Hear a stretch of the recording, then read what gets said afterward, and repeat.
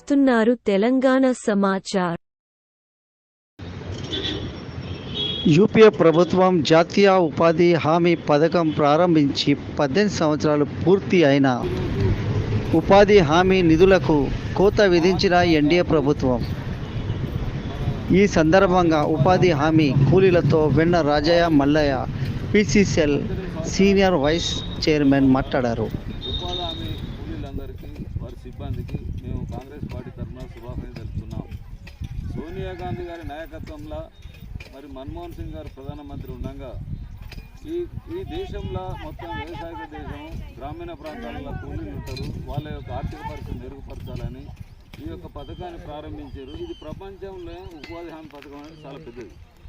కాబట్టి ఈ బీజేపీ ప్రభుత్వం వచ్చిన 10 సంవత్సరాలలో కాంగ్రెస్ ప్రభుత్వం ఈ పథకాన్ని ప్రారంభించినప్పుడు 25 లక్షల జాబ్ కార్డ్స్ చేసింది దేశం అంతటా.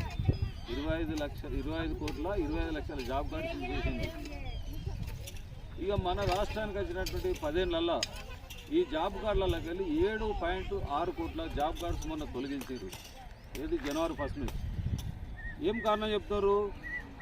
ఆధార్ కార్డు అనుసంధానం కాలేదంటారు, భార్య పేరు తప్పడ్డదంటారు, భర్త పేరు తప్పడ్డదంటారు, అలా పేర్లు సరిగా లేవంటారు, ఇంటి పేరు ఒకటి ఉంటుంది.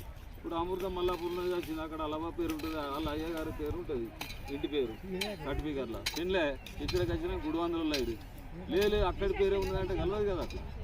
కాబట్టి ఇవన్నీ కొన్ని పొరపాట్లు వేసుకుంటూ జాబ్ కార్డులు కూడా రద్దు చేసేది. 7.6 జాబ్ కార్డ్స్ రద్దు చేసేది.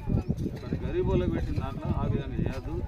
ఈ జాబ్ కార్డ్స్ అన్నిటిని పునరుద్ధరించి ఈ యొక్క కార్యక్రమాన్ని యథావిధిగా కొనసాగటకు ప్రభుత్వం చర్యలు తీసుకోవాలని మేము కాంగ్రెస్ పార్టీ తరఫున బీజేపీ ప్రభుత్వాన్ని డిమాండ్ చేస్తున్నాం. ఈ 100 రోజుల పని దినాలు అనేది 18 ఏళ్ళ కిందనే పెట్టారు. ఈ 100 రోజుల పని దినాలు అనేది ఇంకా పెంచాలి, 200 రోజులు పెంచాలి.